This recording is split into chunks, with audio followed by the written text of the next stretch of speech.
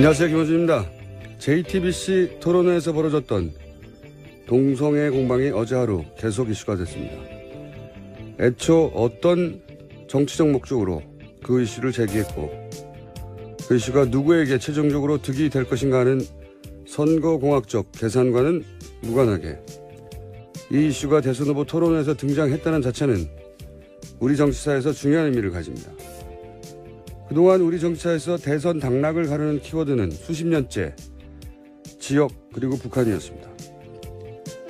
대학 진학률 세계 최고 수준의 국가에서 겨우 두 개의 키워드가 수십 년간 국가의 미래를 결정해왔다는 것은 참으로 한심한 일이었습니다.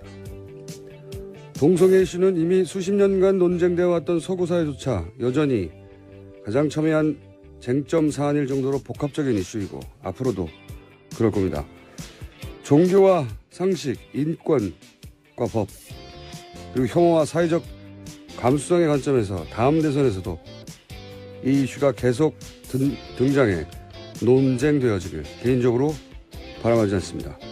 한 사회의 집단적 성숙도는 얼마나 다양한 이슈가 얼마나 폭넓고 진지하게 논쟁되어지는가에 달려있으니까요. 김어준 생각이었습니다.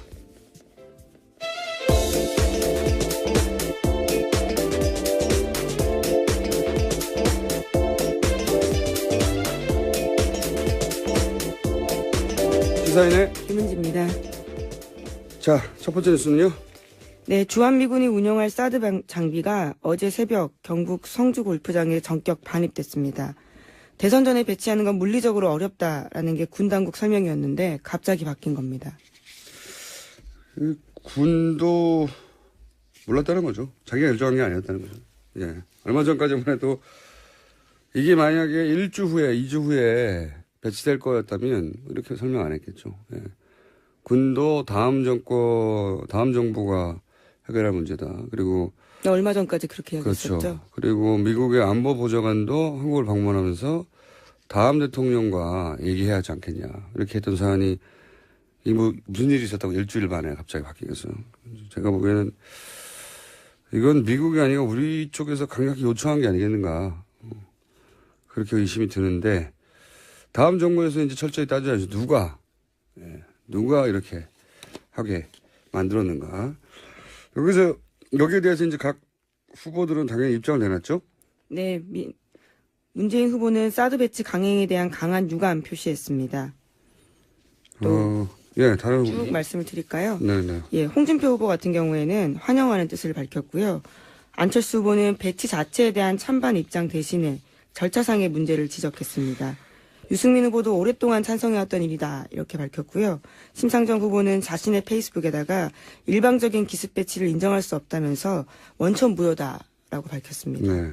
일단 저희가 컷이 있으니까 각 후보에게서 직접 들어보겠습니다. 우선 문재인 후보. 이렇게 대선을 앞두고 지금 정부에서 좀 무리하게 이렇게 강행할 일은 아니라고 생각합니다. 사드 배치는 한미 간 합의에 의해서 이행돼야 됩니다. 필요한 환경 영향 평가 같은 절차를 생략하는 것은 문제가 있습니다. 잘 됐습니다. 이제 정수백도 들어오면 이제 국하고 이제 우리 안보는 튼튼해지겠네요. 오래전부터 대통령 선거 전에 사드가 배치되는 게 오히려 국론 분열을 막는 길이다. 자, 한 번에 쭉 연결해서 들려드렸네요. 심상정 후보는 그 언론 인터뷰가 아니라 페이스북에 본인의 입장을 밝혀서 지금 어제까지는 컷이 따로 없었어요. 네, 오늘 뭐 따로 입장이 나오면 내일 소개드리기로 하고 본인들이 그동안 유지해왔던 입장대로 말을 했죠, 거의. 예. 네, 그렇죠. 심상정 후보 음성이 없어서 조금만 더 말씀드리면요. 차기 정부에서 사드 원점에서 재검토돼야 한다 이렇게 이야기하면서 이에 대해서 대선 후보들 명확한 입장 밝혀달라라고도 했습니다. 네. 안철수 후보가 살짝 다른 그러니까 합의는 이행돼야 한다. 하지만 환경 영향 평가 절차를 생략한 문제가 있다. 이렇게 지적을 따로 했어요. 이제 찬성 입장이긴 하지만 절차적 문제가 있다. 이런 지적을 하는 거죠. 전격 반입은 문제 있다. 뭐 이런 거죠. 자, 그리고 이 사드 문제는 그래서 아마 다음 토론, 남은 2번 토론회에서 지금까지하고는 또 양상이 다른 논쟁이 오가겠죠. 지금까지는 이제 다음 정부에 들어온다고 생각하고 찬반을 얘기했다면 이제 이미 들어온 거니까, 예. 그거 가지고 이제 논쟁이 일어날 것 같고요. 자, 네, 물론 남은 토론회가 경제 사회 분야이기 때문에 조금 다르긴 한데요. 그래도 이게 이슈이기 때문에 안 나올 수는 없을 것 같습니다. 지금까지 그 이슈들을 한 적이 없어요. 네. 한 번도, 대선 후보들이 자기들이 할 말이 있어 하게 될 때, 토론 사회자들이 제대로 막지 못했어요. 네. 유일하게 손석희 사장만 그걸 이제 계속 커팅했고, 예, 개입해서. 예, 물론 룰대로 하자고, 원래 약속한 대로. 거기서도 홍준표 후보는 노무현 전 대통령 가족과 관련된 문제도 사법정책 관련이라면서 정치권 이야기라고 이야기했습니다. 그래서 나머지 2번의 토론회가 이제 선관위 주간 토론회고, 그리고 손석희 사장 정도로 토론을 개입해서 정리할 만한 사실 그런 역량이나 방송 경험이나 캐릭터가 흔치 않기 때문에 좀 아무 시나 막 등장할 겁니다. 예. 자, 각 후보들의 어제 하루 행보 좀 짚어볼까요? 네, 문재인 후보부터 말씀드리겠습니다. 네. 어제 안보 행보를 통해서 안정감 있는 후보 이미지 부각에 주력했습니다. 군, 경찰, 국정원 출신 인사들로 구성된 국방안보특보단 출정식에 참석해서 1000명에 가까운 사람들과 함께 거수 격려하고 이들과 함께 삼국지 백전노장 황충이 자신의 품에 왔다라면서 그런 비유를 했습니다. 자, 컷을 들어보시겠습니다. 오늘 저는 1000명의 황충과 함께 진짜 안보정권 창출에 나서고 있다고 말씀드리겠습니다.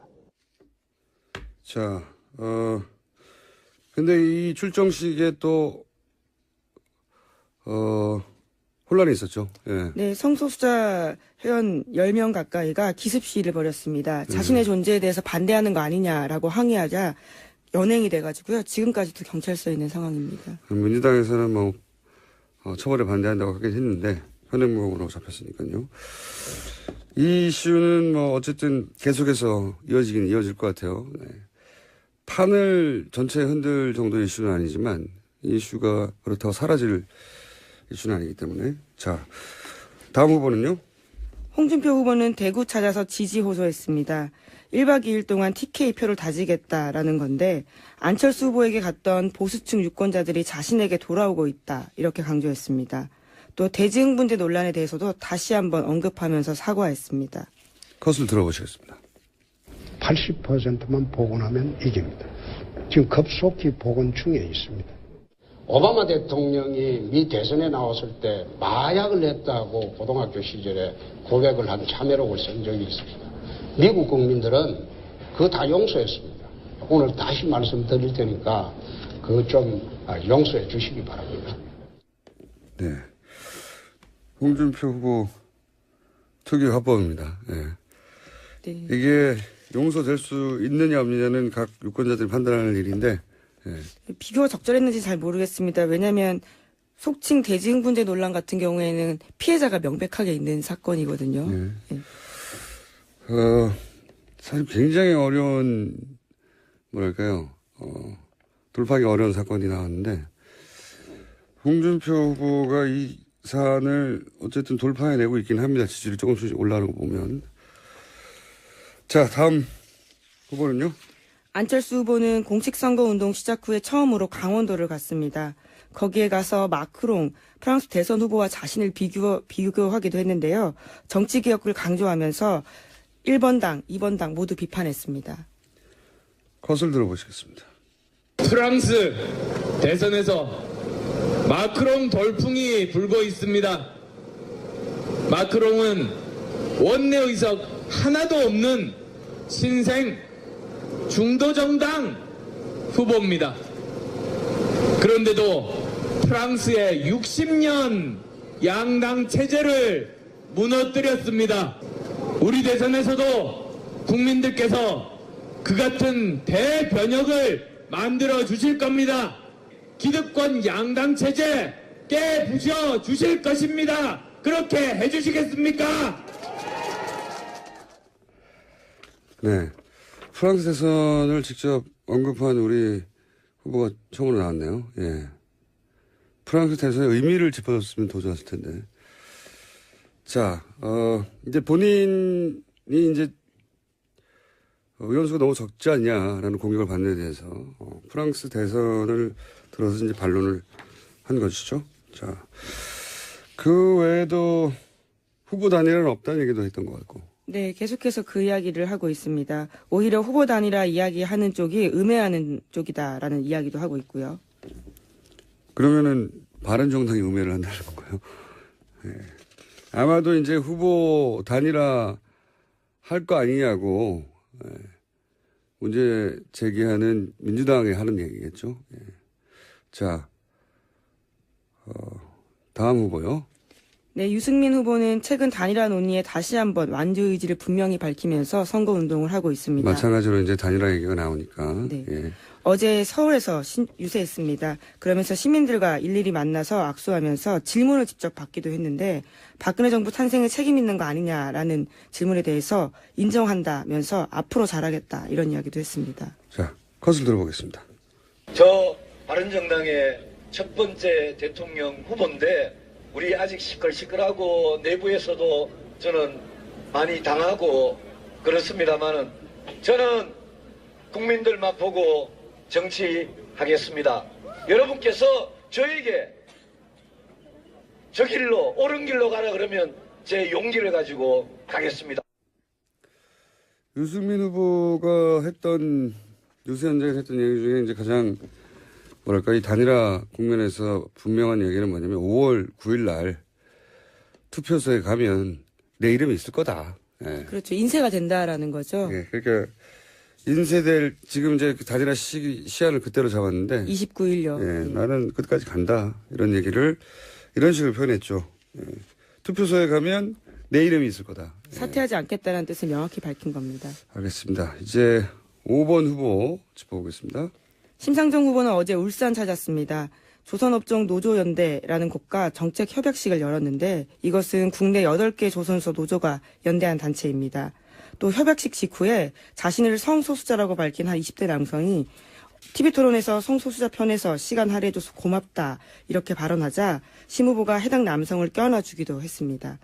또 탈핵운동 관련해서 탈핵하겠다라는 서명도 했습니다. 저희가 이제 토론회 때 홍준표 후보가 자기 지지층만 정확히 자극한다고 했는데, 심상정 후보 역시 자기 지지층을 정확히 타겟팅하고 유세를 해보면, 자, 컷을 들어보겠습니다. 원자력 발전소에서 30km 이내에는 비상계획 구간이라고 이야기했어요. 이 30km 내에 370만이 살아요. 그 다음에 월성 30km 안에는 130만이 살아요. 그 안에 다 월성 보리 비상계획 구역에 우리 울산이 다 포함되어 있어요. 그죠? 네. 원전이 만약에 조금이라도 사고 나면 최고 피해 주인이 누굽니까, 여러분? 자, 울산에 가서, 사실 울산의 이 현장에는 이제 조선업종 노조연대. 그렇죠. 예, 정책 협약식 맺는 곳에 가서 조선업 얘기하고, 그리고 이제 원전에 대한 얘기. 네, 했습니다. 부울경 쪽에 원자력 발전소가 많기 때문에 관련해서 서약식도 했습니다. 자, 각 후보들의 어제 어떤 일들이 있었고 어떤 주요한 발언들이 있었는지 짚어봤고요. 자, 지금 최순실 재판이 한참 진행 중이죠. 네, 뇌물죄와 관련된 게 이제 막 시작해서 진행되고 있습니다. 뇌물죄와 관련된 재판이어서 그동안 우리가 뉴스로 들었던 이야기가 좀 더 구체적으로 증언으로 구체화돼서 나오고 있어요. 그래서 간단하게 몇 가지 뉴스 짚어보겠습니다. 네, 한참 특검에서 나왔던 내용 전해드렸었는데 거기에 대한 당사자들의 인정과 부인 이런 것들이 다양하게 나오고 있습니다. 최순실 씨는 박근혜 전 대통령 삼성동 전 자택에 돈이 있다라는 장시호 씨 얘기 전해드렸었는데요. 이와 관련해서 장시호 씨가 조금 더 자세한 이야기를 특검 가서 했다고 합니다. 최순실 씨가 삼성동 집에 평생 먹고 살 돈이 있다고 한 적이 있다. 이렇게 진술하면서 박 전 대통령 자택 2층에 금고가 있는데 여기에 돈이 있는 것 같다고 말한 겁니다. 저도 이제 여기 공판에서 나온 이제 증언 중에 기자들이 캐치한 대목인데 삼성동 집에 평생 먹고 살 돈이 있다. 이 대목이 눈에 들어왔어요. 이제 이 돈으로 결국 그 정유라 씨와 그 딸을 학교도 보내고 평생 여기서 평생이 중요한 거죠. 평생을 그 돈으로 키워주라는 건데 평생이면 얼마일까요? 본인 정유라 씨하고 그리고 그 자녀까지 교육을 하고 그리고 이 일가의 씀씀이로 보자면 이게 10억 20억 수준이 아니란 말이죠. 10억으로 평생을 먹고 살 수는 없잖아요. 그렇죠. 또 네, 모녀가 손자가 어립니다. 네, 네. 네. 그러면은 이 집안의 씀씀이로 보면 몇백억에서 막 1,000억 정도 이렇게 생각해 볼 수 있는데 그래서 이제 생각해 봤어요. 성완종 당시 사건 때 비타오백에 가득 채우면 1억이 들어간다고 했었거든요. 그죠? 5만 원권으로. 네, 그런 진술이 나온 적이 있습니다. 네. 그리고 사과 박스에 대충 10억, 12억 정도 들어간다고 했단 말이죠. 금고가 얼마나 큰지 모르겠으나 금고가 커봐야 아마 사과 박스 몇 개나 들어가겠어요. 네. 10개 들어가도 100억대인데 100억으로 평생 먹고 살 돈이 있다고 그러진 않았을 거로 같거든요. 궁금합니다.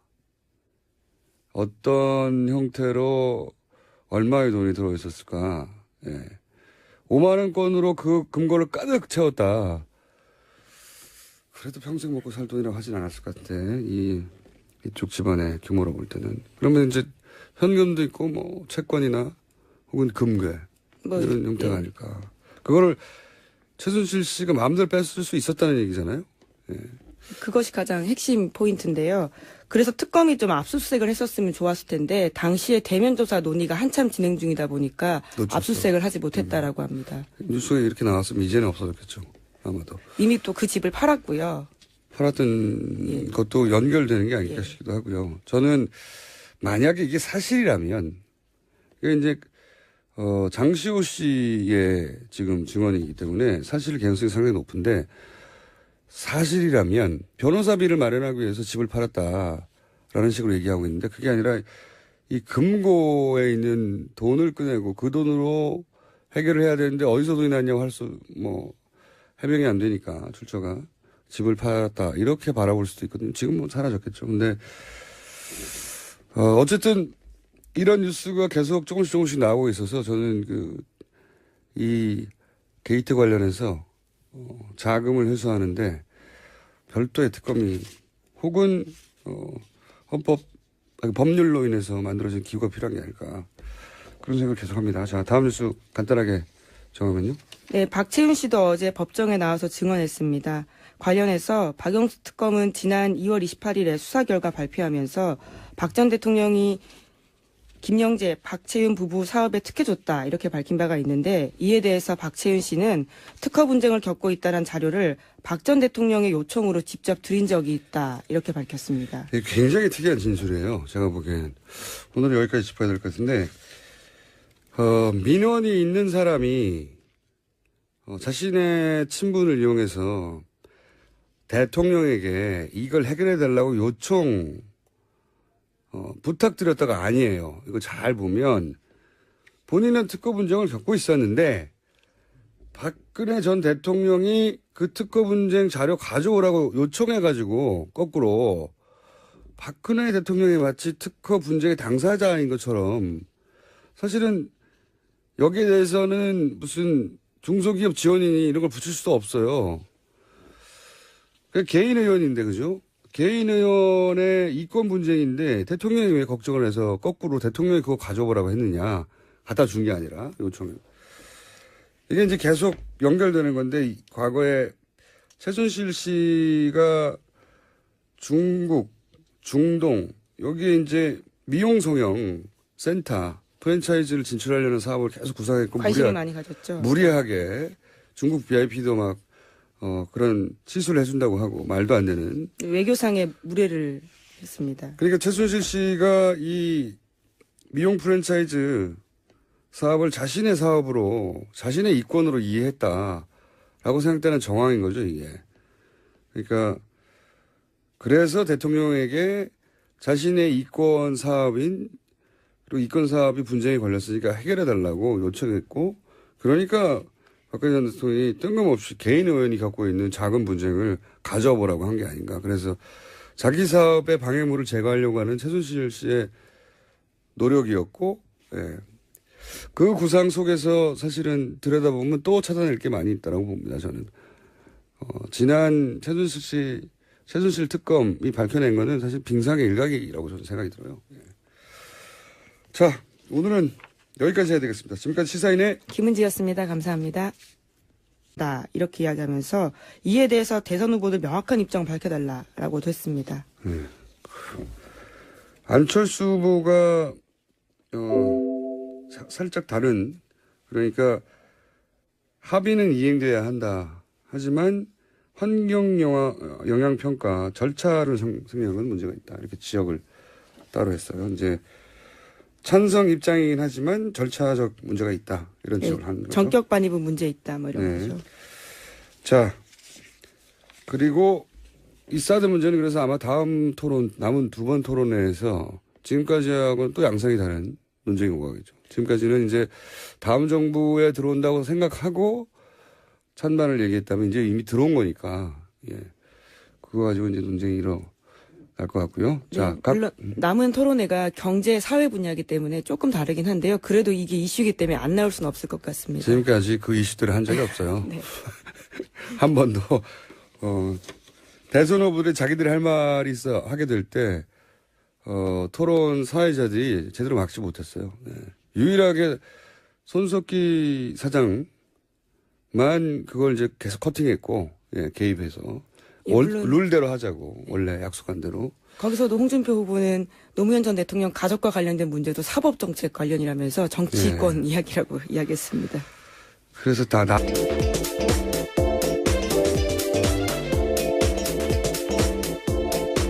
시사인의 김은지입니다. 자, 첫 번째 뉴스는요? 네, 주한미군이 운영할 사드 장비가 어제 새벽 경북 성주 골프장에 전격 반입됐습니다. 대선 전에 배치하는 건 물리적으로 어렵다라는 게 군 당국 설명이었는데 갑자기 바뀐 겁니다. 군도 몰랐다는 거죠. 자기가 결정한 게 아니었다는 거죠. 예. 얼마 전까지만 해도 이게 만약에 1주 후에, 2주 후에 배치될 거였다면 이렇게 설명 안 했겠죠. 예. 군도 다음 정부가 해결할 문제다. 그리고 얼마 전까지 그렇게 이야기했었죠. 그렇죠. 그리고 미국의 안보 보좌관도 한국을 방문하면서 다음 대통령과 얘기해야 하지 않겠냐. 이렇게 했던 사안이 무슨 일이 있었다고 일주일 만에 갑자기 바뀌겠어요. 제가 보기에는 이건 미국이 아니고 우리 쪽에서 강력히 요청한 게 아니겠는가. 그렇게 의심이 드는데 다음 정부에서 이제 철저히 따져야죠. 누가 이렇게 하게 만들었는가. 여기에 대해서 이제 각 후보들은 당연히 입장을 내놨죠? 네, 문재인 후보는 사드 배치 강행에 대한 강한 유감 표시했습니다. 다른 쭉 후보. 말씀을 드릴까요? 네네. 예, 홍준표 후보 같은 경우에는 환영하는 뜻을 밝혔고요. 안철수 후보는 나머지 두 번의 토론회가 이제 선관위 주간 토론회고 그리고 손석희 사장 정도로 토론을 개입해서 정리할 만한 사실 그런 역량이나 방송 경험이나 캐릭터가 흔치 않기 때문에 좀 아무 시나 막 등장할 겁니다. 예. 자, 각 후보들의 어제 하루 행보 좀 짚어볼까요? 네, 문재인 후보부터 말씀드리겠습니다. 네. 어제 안보 행보를 통해서 안정감 있는 후보 이미지 부각에 주력했습니다. 군, 경찰, 국정원 출신 인사들로 구성된 국방안보특보단 출정식에 참석해서 1000명에 가까운 사람들과 함께 거수 격려하고 이들과 함께 삼국지 백전노장 황충이 자신의 품에 왔다라면서 그런 비유를 했습니다. 자, 컷을 들어보시겠습니다. 오늘 저는 1000명의 황충과 함께 진짜 안보정권 창출에 나서고 있다고 말씀드리겠습니다. 자, 근데 이 출정식에 또, 혼란이 있었죠. 예. 네, 성소수자 회원 10명 가까이가 기습 시위를 벌였습니다. 자신의 존재에 대해서 반대하는 거 아니냐라고 항의하자 연행이 돼가지고요. 지금까지도 경찰서에 있는 상황입니다. 민주당에서는 처벌에 반대한다고 하긴 했는데 현행범으로 잡혔으니까요. 이 이슈는 어쨌든 계속해서 배치 자체에 대한 찬반 입장 대신에 절차상의 문제를 지적했습니다. 유승민 후보도 오랫동안 찬성해왔던 일이다 이렇게 밝혔고요. 심상정 후보는 자신의 페이스북에다가 일방적인 기습 배치를 인정할 수 없다면서 원천 무효다라고 밝혔습니다. 네. 일단 저희가 컷이 있으니까 각 후보에게서 직접 들어보겠습니다. 우선 문재인 후보. 이렇게 대선을 앞두고 지금 정부에서 조금 무리하게 이렇게 강행할 일은 아니라고 생각합니다. 사드 배치는 한미 간 합의에 의해서 이행돼야 됩니다. 필요한 환경 영향 평가 같은 절차를 생략하는 것은 문제가 있습니다. 잘 됐습니다. 이제 정수배도 들어오면 이제 북하고 이제 우리 안보는 튼튼해지겠네. 오래전부터 대통령 선거 전에 사드가 배치되는 게 오히려 국론 분열을 막는 길이다. 자, 한 번에 쭉 연결해서 들려드렸네요. 심상정 후보는 언론 인터뷰가 아니라 페이스북에 본인의 입장을 밝혀서 지금 어제까지는 컷이 따로 없었어요. 네, 오늘 따로 입장이 나오면 내일 소개드리기로 하고 본인들이 그동안 유지해왔던 입장대로 말을 했죠, 거의. 예. 네, 그렇죠. 심상정 후보 음성이 없어서 조금만 더 말씀드리면요. 차기 정부에서 사드 원점에서 재검토돼야 한다. 안녕하세요, 김원준입니다. JTBC 토론회에서 벌어졌던 동성애 공방이 어제 하루 계속 이슈가 됐습니다. 애초 어떤 정치적 목적으로 그 이슈를 제기했고 그 이슈가 누구에게 최종적으로 득이 될 것인가 하는 선거공학적 계산과는 무관하게 이 이슈가 대선 후보 토론회에서 등장했다는 자체는 우리 정치사에서 중요한 의미를 가집니다. 그동안 우리 정치사에서 대선 당락을 가르는 키워드는 수십 년째 지역 그리고 북한이었습니다. 대학 진학률 세계 최고 수준의 국가에서 겨우 2개의 키워드가 수십 년간 국가의 미래를 결정해왔다는 것은 참으로 한심한 일이었습니다.